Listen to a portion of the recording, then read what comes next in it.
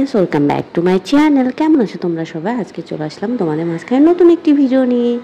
आज के आमी तोमादेर साथे आमार नतून बासार ब्लग शेयर करब। ब्लग ना, जास्ट दुटा आमी रान्ना शेयर करब।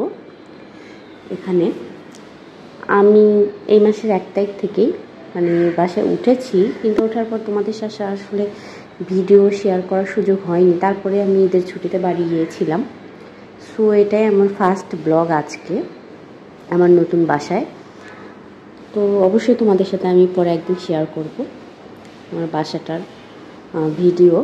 এর আগেও তোমাদের দিয়েছিলাম, এরপর আমি দেখাবো যে আমি মানে ফার্নিচারগুলো, আমার তো ওরকম ফার্নিচার নেই, যেহেতু আমি বগুড়া থেকে এখানে এসেছি, বেশি দিন থাকবো না। সো আমি খুব কম ফার্নিচারের মধ্যে কীভাবে বাসাটা আমার আর কি সাজিয়েছি, এইটাই জাস্ট নর্মাল, এটা আমি তোমাদের সাথে একদিন শেয়ার করব। তো আজকে আমি তোমাদের সাথে রান্না শেয়ার করছি যে আমি আজকে বাসায় কি রান্না করেছি। এখানে আমি আজকে বটবটি আর আলু দিয়ে ছোট মাছের একটা ঝোল করব, চটচটির মতো বা ঝোলের মতো বলতে পারো। এই তো এটা হচ্ছে বাটা মাছ আর আলু বটবটি আমি এখানে কেটে ধুয়ে নিয়েছি। আর আমার বাচ্চার জন্য রান্না করব, সেটাও আমি আলু আর কদর ধুয়ে কেটে রেখেছি। এই যে আলুগুলো দিয়ে দিলাম। এখানে আমি তেলের ভেতর কালি জিরা ফোড়ন দিয়ে তারপর আমি আলুগুলোকে এখানে দিয়ে দিয়েছি। আলুগুলো দেখো আমি এইভাবে কেটে নিয়েছি ছোট ছোট করে। আলুগুলোকে নেড়ে চেড়ে নিচ্ছি আমি। তারপরে ভেতর লবণ হলুদ দিব, লবণ হলুদ দিয়ে লবণ স্বাদ অনুযায়ী দিবে। দেওয়ার পর আমি একটু ঢেকে দিব। হালকা আমি এখানে জল অ্যাড করব সেদ্ধ হওয়ার জন্য, কারণ আলুগুলো এখনকার আলুগুলো সেদ্ধ হতে চায় না, একটু শক্ত থাকে। সো একটু তার জন্য আমি এখানে জল অ্যাড করে দেবো, যাতে খুব ভালোভাবে সেদ্ধ হয়। যেহেতু আমার বাচ্চাটাকে আমি খাওয়াবো, তো একটু সেদ্ধ হতে হবে। এই কারণে এই দেখো আমি একটু জল অ্যাড করেছি। তো আমি এখন এটাতে ঢেকে দিব। এই যে তারপরে এই যে আমি এখানে বটবটিগুলো ভেজে নিয়েছি। আলু ভাজার পর বটবটিগুলোকে আমি হালকা সেদ্ধ করেছি, হালকা জল দিয়ে। তাছাড়া এগুলো কিন্তু সেদ্ধ হবে না, যেহেতু আমার বেবিটাকে খাওয়াবো আমি। এই যে দেখো হালকা ভাজা ভাজা করে নিয়ে আমি এর ভেতরে মরিচের গুঁড়া অ্যাড করে দিচ্ছি। এখানে মরিচের গুঁড়াও আমি পরিমাণ মতো অ্যাড করছি। তোমরা যে যেমন ঝাল খাও সেই অনুযায়ী অ্যাড করবে। এটা মানে এই বাসায় ভালোই লাগছে, কিন্তু বলে না এরকম একটা বাসা অনেক দিন পর আমি নিচ্ছি, যেহেতু আমি আগের বাসায় বেশি দিন থাকিনি, এই জন্য তোমাদের সাথে শেয়ারও করতে পারিনি।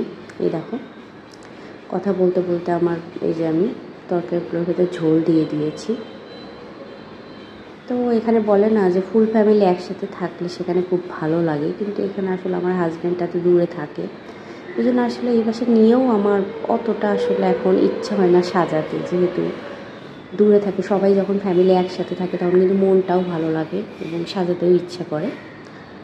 জানি না পরে কি হবে, আমাদের আরও কয়েক বছর থাকতে হবে, দেখি।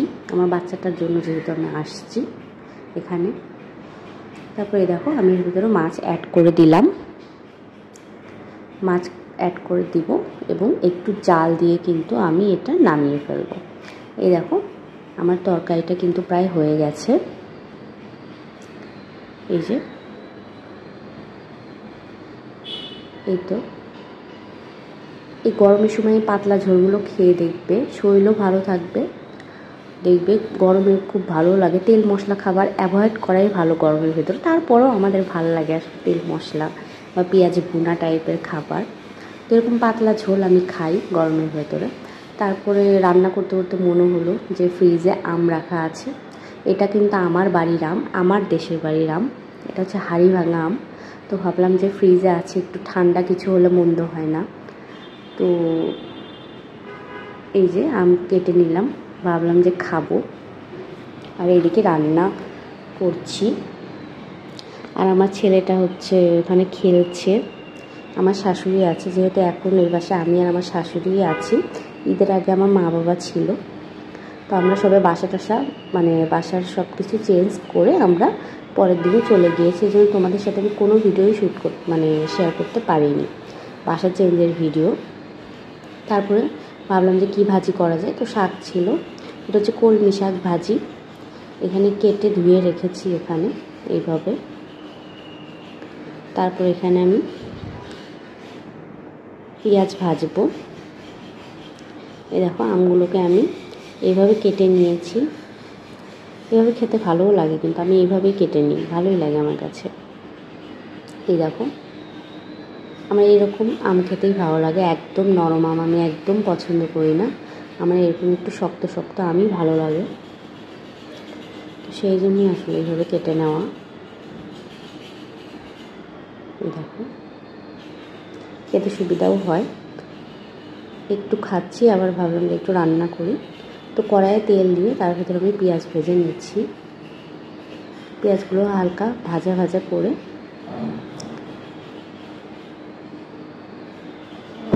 তার ভিতরে আমি শাক দিয়ে দিব।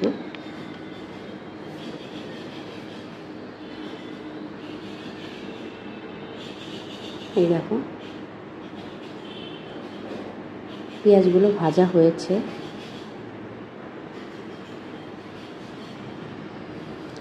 শাকগুলো দিয়ে দিয়েছি। এই যে দেখো প্রথমে মনে হচ্ছে অনেক শাক, কিন্তু তারপরে একটু পরেই দেখা যাচ্ছে অর্ধেকেরও বেশি কমে যায়, মানে শাক তো এরকমই।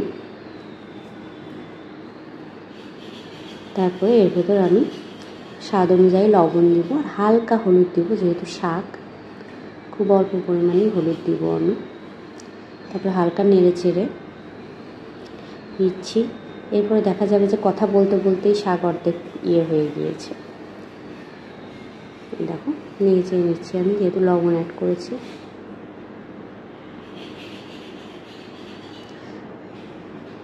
এই তো দেখো শাক থেকে কিন্তু শাকটা খুব ভালো ছিল, এই জন্য জল উঠে এসেছে, আমি ঢেকেও দিইনি, কিছুই না, একটু নাড়াচাড়া করতে করতেই জল উঠে এসেছে। পরে হালকা আমি ঢেকে দিয়েছিলাম শাকটা।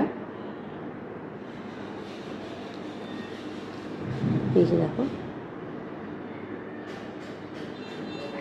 হালকা ঢেকে দিয়েছিলাম, যেহেতু সেদ্ধ হয়েই গেছে এমনি একটু, যাতে ডাঁটাগুলো সেদ্ধ হয়, এই কারণে আমি এটা একটু ঢেকে দিয়েছি। এই দেখো আমার শাক ভাজা কিন্তু হয়ে গেছে। আজকে শাক ভাজতে একদমই বেশি টাইম লাগেনি, যেহেতু খুব কচি ছিল।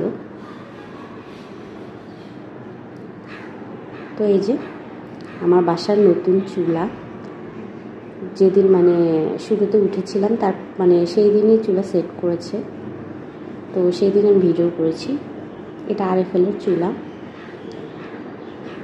তো বেশি সময় ছিল না আসলে, যেটুকু শ্যুট করতে পেরেছি। তো আজকে এ পর্যন্ত। যদি তোমাদের আমার এই ভিডিওটি ভালো লেগে থাকে, প্লিজ আমার চ্যানেলটি সাবস্ক্রাইব করো আর আমার ভিডিওতে লাইক দিয়ে আমার পাশে থেকো। আজকের মতো এই পর্যন্ত।